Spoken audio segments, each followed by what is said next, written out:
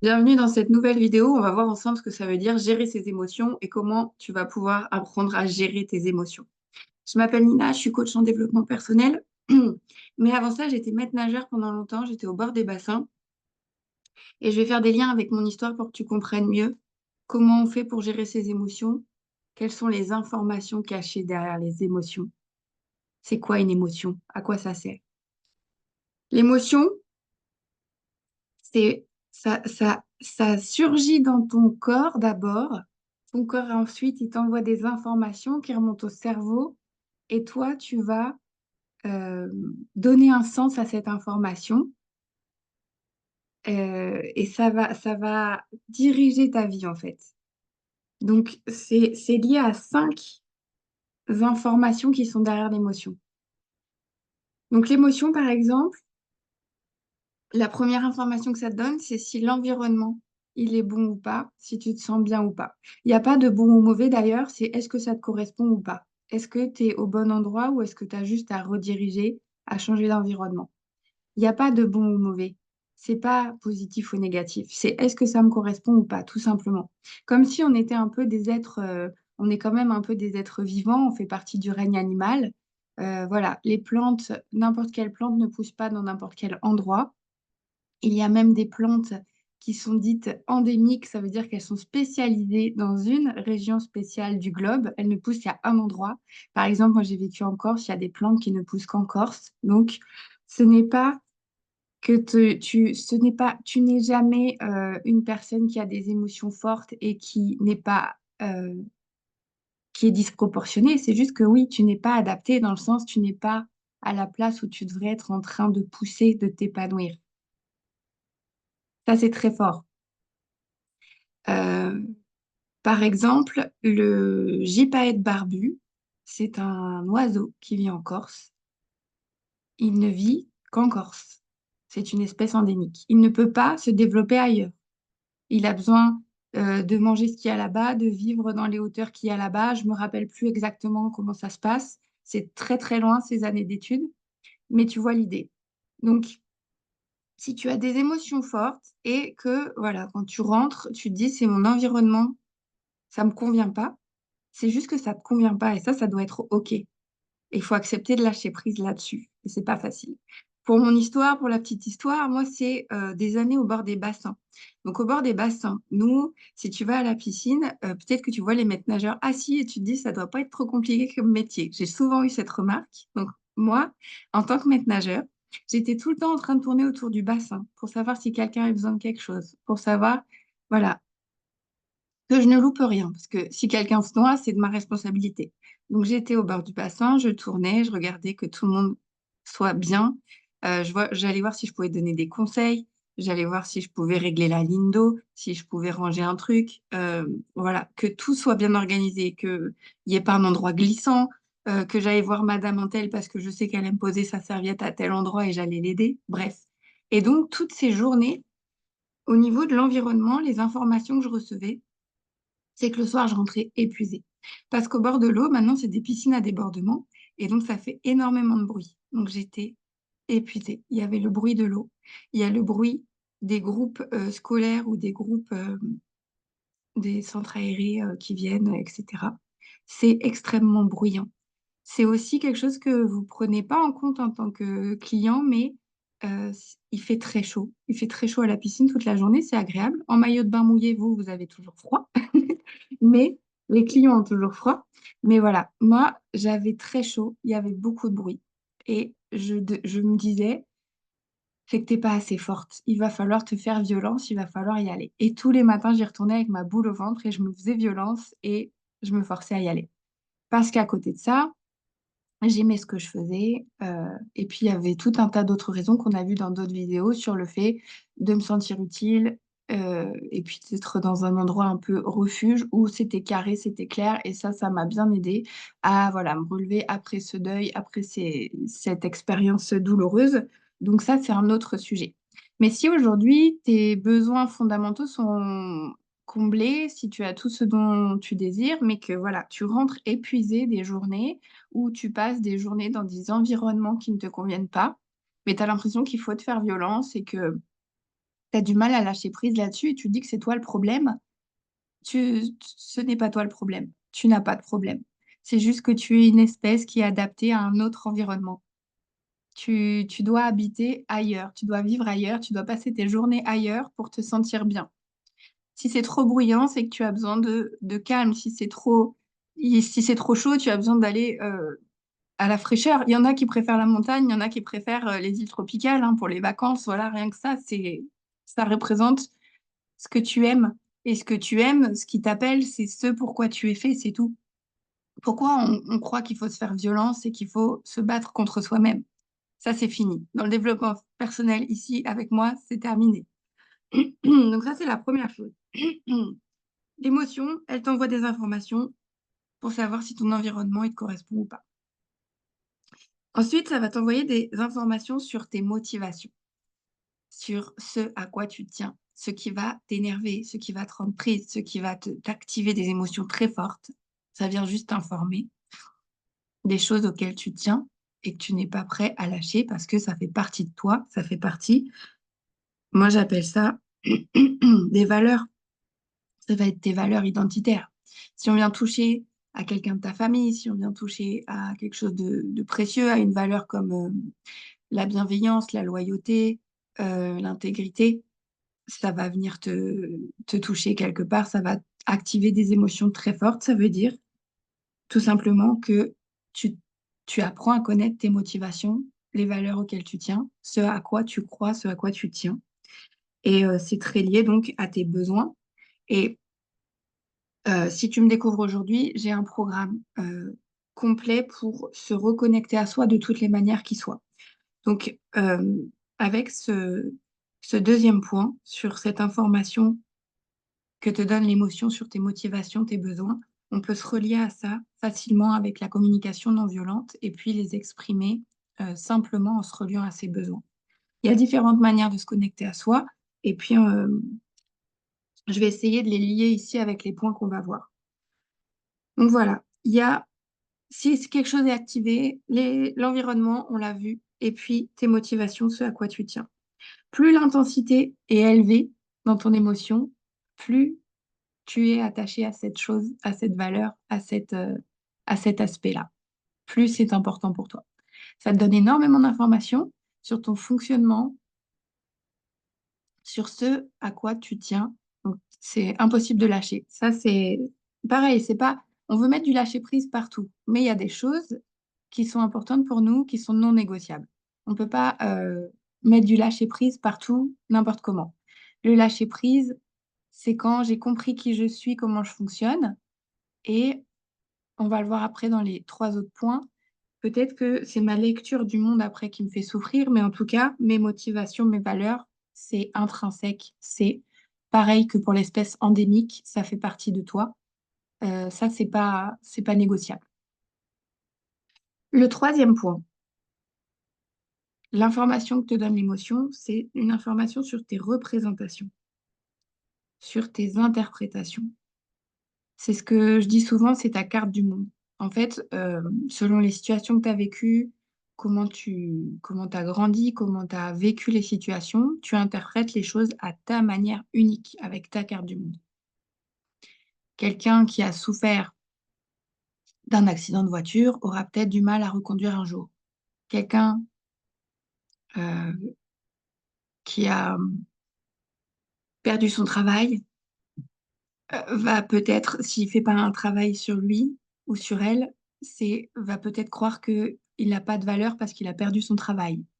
Tu vois, c'est tout ce qui est lié à comment tu as vécu les choses. Alors que la même personne qui a perdu son travail, mais qui aura travaillé sur ses représentations, sur sa valeur, sur ses valeurs, son self-concept, le concept de soi, c'est tout ce qui regroupe l'estime de soi, l'amour de soi, comment on se voit, comment on se voit, ce qu'on croit de soi, etc. Euh, si la personne retravaille ça, elle pourra changer ses interprétations et ils n'auront pas du tout la même lecture de cette expérience de vie d'avoir été virés de leur travail. Tu vois l'idée? Donc ça, euh, On le voit notamment avec les thérapies comportementales et cognitives. Et ça, j'en parle au niveau des phobies. Euh, Ça, c'est quand moi, par exemple, après le deuil, je me mets à bosser, travail refuge, sommeil refuge, et ensuite, il y a mon corps qui m'envoie des signaux. J'ai des maux de ventre, j'ai du brouillard mental, il y a des choses qui se mettent en place petit à petit, un an et demi après le deuil. Et en fait, ça vient, comme je me sens en insécurité, comme j'ai pas réglé ce truc-là, parce que je suis tout le temps en train de donner et d'aller vers les autres et pas de m'occuper de moi. Mon corps m'envoie des infos et moi, je suis toujours en insécurité, donc j'interprète toujours de l'insécurité. Donc, au lieu de me poser, de revenir vers moi, d'écouter mes besoins, parce qu'à l'époque, je ne savais même pas que l'émotion, elle te donnait tout ça comme information. Là, il a fallu aller chercher, bosser le sujet. Je ne sais même pas si toi, là, aujourd'hui, avant cette vidéo, tu savais qu'une émotion te donne des informations sur tes besoins et donc ton environnement, tes motivations et tes représentations, interprétations. Et donc, ces interprétations, représentations vont guider ta réaction. Tes réactions vont guider nos réactions, la manière dont on réagit. Et tu vois, la réaction, c'est être en réaction à la vie, donc c'est réagir à ces émotions fortes, se laisser manipuler par ces émotions.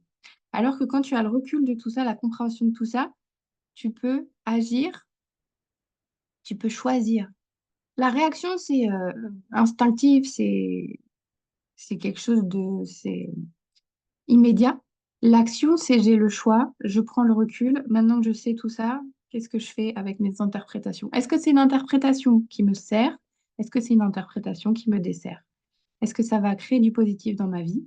Par exemple, après s'être fait licencier, on a le choix de retrouver, de se concentrer sur faire des CV, retrouver un boulot ou changer de voie et devenir auto-entrepreneur ou peu importe, et ou de aller au prud'homme, rassembler des pièces, euh, savoir si le licenciement a été dans les clous. euh, voilà, passer tout un tas d'heures au téléphone avec des avocats, de recherche sur Internet. Soit tu mets ton énergie ici, selon tes représentations, interprétations. Si ça venait toucher ta blessure de l'injustice, c'est un truc de fou, c'est pas possible, ça se passera pas comme ça. Mais c'est des choses qui te desservent, qui te prennent de l'énergie, qui vont desservir d'autres valeurs encore plus fortes. En fait, l'injustice, c'est une blessure. Mais derrière la valeur forte, c'est de la loyauté, par exemple. Il va falloir en fait démêler tout ça et aller vers ce qui te sert, quoi, qui va te faire avancer dans ta vie et pas te prendre de l'énergie, te plomber. Moi, j'ai fait le choix d'avancer, de créer autre chose ailleurs et d'avoir, voilà, j'ai pris en compte que j'avais co-créé cet événement parce qu'on est tous co-créateurs de ce qui nous arrive. Vraiment, ça se démêle très bien aussi en coaching. Euh, on a une partie de responsabilité dans tout ce qui nous arrive. On est à 50% responsable chacun de ce qui se passe dans une situation. Donc, prendre bien conscience que nos représentations, tes représentations, tes interprétations guident tes réactions. Et là, justement, je viens de faire le lien. Moi, ici, j'ai tout un pan de la formation qui fait le lien avec les blessures de l'âme. C'est une grille de lecture qui permet d'avoir beaucoup d'éléments parce qu'on peut mettre en lien son vocabulaire. Quand on a ces éléments, on se reconnaît dans la situation, tout de suite on dit, oh là là, mais ça c'est tout à fait moi, cette blessure-là, etc. Et donc on peut commencer à se donner plus de choix, à moins réagir, à donner un autre sens, à redonner un sens qui nous sert. On va sortir de tout ce qui nous dessert, de tout ce qui nous prend de l'énergie et de tout ce où on croit qu'il fallait se faire violence, comme moi avec mon environnement à la piscine, où voilà, j'essaie d'aller me faire violence ça n'existe pas. Et je n'avais pas encore fait le lien ici avec les espèces endémiques parce que j'étais tellement la tête dans le guidon, j'avais pas ce recul-là, j'avais pas toutes les informations et c'est trop prenant. C'est pour ça parfois qu'il nous faut quelqu'un d'extérieur, un tiers, qui va nous regarder avec un regard nouveau. Et moi, ce que j'apporte, c'est que je regarde les gens derrière tout ça, derrière les blessures, derrière la situation. Qui es-tu? Et comment je vais te donner les outils et on va pouvoir rediriger ta vie vers ce qui te sert, vers ce qui t'épanouit, pour que tu puisses contribuer sans t'épuiser. C'est vraiment ça le message.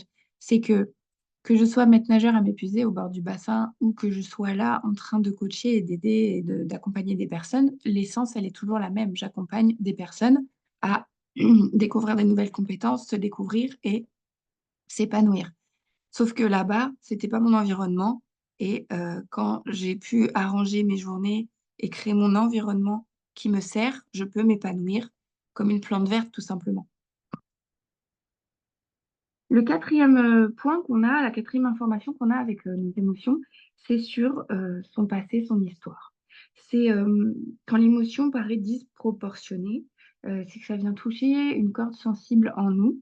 Et là, on peut faire le lien aussi avec des choses du passé, avec son histoire. Et ça, c'est en fait, qu'est-ce que j'ai appris et qu'est-ce que j'ai développé pour me surprotéger. J'ai développé des endroits de surprotection en fonction de ce que j'ai vécu, de ce qui m'est arrivé, en relation avec ces interprétations.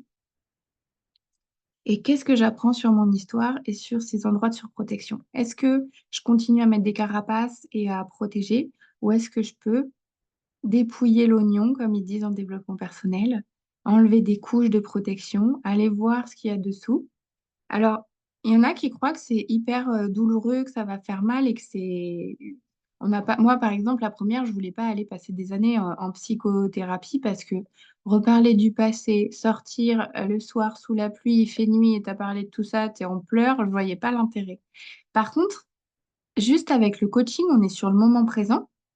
Mais quand dans le vocabulaire de la personne où on est en train d'évoquer une situation difficile, il y a du vocabulaire qui revient sur telle situation, avec voilà comment sont tournées les phrases, etc. Moi, j'arrive à déceler les interprétations, les croyances, qu'est-ce qui t'appartient et qu'est-ce que tu n'as plus besoin de porter en fait, comme carapace, comme masque, comme protection. Donc, on a aussi cette information sur son passé et son histoire. Quand on arrive à s'écouter, quand on arrive à s'observer avec humilité, discernement et vulnérabilité. Et enfin, le cinquième point, c'est que ça nous donne des informations sur nos schémas et nos focus attentionnels. Le focus attentionnel, c'est là où tu portes ton énergie. Donc, si le mec qui s'est fait virer, il va au prud'homme, il va porter son focus attentionnel sur la loi, tout ce qui va pouvoir l'aider, comment les faire tomber, etc. Tu vois, il va mettre une énergie là-dedans. Le mec qui s'est fait virer et qui, ou la nana, qui va porter son attention à retrouver du travail, à créer des CV, à créer du nouveau, à ton avis, qui c'est qui va se créer les meilleures conditions pour rebondir et recréer et repartir sur de nouvelles bases pour sa nouvelle vie? Moi, je pense sincèrement que c'est la deuxième hein, qui est en train de voilà, mettre son énergie à faire des CV, retrouver une formation, rebondir, à peut-être comprendre pourquoi elle en est arrivée là. Et en fait, c'est mon chemin. C'est, voilà, je manquais de compétences émotionnelles, de compétences relationnelles. Je savais pas que j'avais tout ce travail à faire sur le deuil, sur remettre de la sécurité dans mon corps. Euh, J'avais pas écouté tous les signaux. Et en fait, la vie, si t'écoutes pas, voilà, les petits signaux, les plumes, les moyens signaux, les pierres, elle t'envoie des camions, des gros signaux, un licenciement, une maladie, une épreuve, pour que tu réalignes, tu redresses, tu puisses rediriger ta vie vers les bonnes. Alors, c'est pas bon ou mauvais, mais vers ce qui est adapté pour toi par rapport, comme on l'a vu, aux espèces endémiques. C'est adapté ou non. Et donc, c'est pour ça qu'on parle de suradaptation chez les hyper ou de je me sens pas adaptée. Il y en a parmi vous qui me disent que d'avoir des valeurs fortes, c'est un handicap. C'est ce que je pensais avant aussi, hein. Mais c'est pas possible, en fait, je suis trop loyale, je suis trop machin, ça n'existe pas, il faut être tordu, il faut... Non, c'est juste que t'es pas au bon endroit. Et puis, les autres vont tour à tour se réveiller parce que finalement, quand quelqu'un part hein, d'un travail, il y a beaucoup de turnover. Nous, c'est ce qu'on vivait en tout cas. Et puis, ça se dissout tout le temps, c'est tout le temps en mouvement. Donc, c'est juste que tu arrives au mauvais endroit au mauvais moment pour toi. C'était pas adapté à tes besoins, puisqu'on l'a vu, ça te déclenche des émotions fortes. Toi, tu aimerais gérer tes émotions, eh ben, ça se gère pas. Les émotions, c'est des feedbacks, c'est des retours d'informations de la vie, de tout ce que tu vis, pour te dire, Soit tu restes là, mais c'est la merde, soit tu vas rediriger pour être heureux, épanoui, donner du sens et contribuer sans t'épuiser. C'est mon message si t'avais pas encore compris. Euh, donc ça, c'est vraiment, quand tu as compris tout ça, quand tu arrives à intégrer tout ça au quotidien, une compétence, c'est ça la compétence émotionnelle. Et ensuite, si tu peux te reconnecter à toi de toutes les façons qu'on voit donc dans le programme, avec l'EFT, la CNV, le système nerveux, etc., tu vas pouvoir avoir des compétences relationnelles. Puisque toi, tu te connais bien, tu sais bien, alors gérer ton humain, si tu veux, on va laisser gérer, mais si tu connais bien ton humain, tu sais ce que les émotions t'apportent, elles te guident. C'est comme une boussole émotionnelle. On parle de la boussole émotionnelle, on parle de... Voilà. Avant d'aller chercher des guides, de la manifestation, des choses de l'extérieur, il faut que tu sois en lien avec l'intérieur. Il faut que tu sois connecté avec l'intérieur pour mener une vie qui a du sens, t'écouter, te faire confiance. Et c'est ça les mots qui sont arrivés quand j'ai compris tout ça, quand tout ça s'est mis en place, c'était clarté, confiance, connexion. Il n'avait que ces mots à la bouche. Et ensuite, j'ai découvert Peter Levine qui nous parle, les 8 C du self, dont je vous parle souvent ici parce que c'est très... moi, ça m'a marqué, je trouve ça. C'était pas possible d'être curieux, d'être créatif, d'être courageux, d'être calme, tant que j'avais pas remis de la sécurité à l'intérieur. Et ensuite, j'ai compris que la sécurité et l'amour sont à l'intérieur.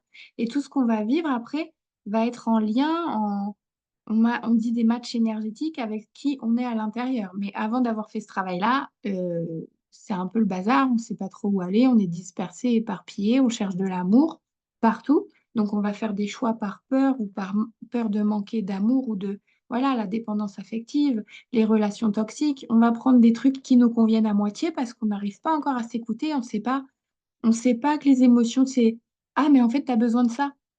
Moi, j'ai été élevée par un père qui me disait non, mais il faut se forcer, il faut se faire violence, il faut y aller, quoi. Il voulait m'endurcir. Il voulait que je sois moins sensible, que je sois plus dure. Mais c'était pas possible. Enfin voilà, j'ai essayé, et donc j'ai développé des somatisations, j'ai développé des maladies, des trucs. Et là, maintenant que j'ai compris qu'en fait, on a des choix à faire entre ce qui nous correspond ou pas, et que c'est tellement simple au fond, et qu'on a été élevé à l'envers, on est tous élevés à l'envers, hein. On va chercher à l'extérieur et ben, c'est tellement simple après d'écouter ça et de rediriger sa vie pour être soi-même et pour se sentir bien que je ne peux pas m'empêcher de vous partager ça. Donc voilà, j'espère que c'était clair, que ça vous donne des éclairages nouveaux, que c'est un peu plus, c'est le niveau du dessus de la vidéo d'avant sur les émotions et leurs besoins, là, avec la roue des émotions, que je te laisse aller voir après si tu as besoin. Et puis, on se retrouve bientôt pour des nouvelles vidéos. Prends soin de toi, belle journée.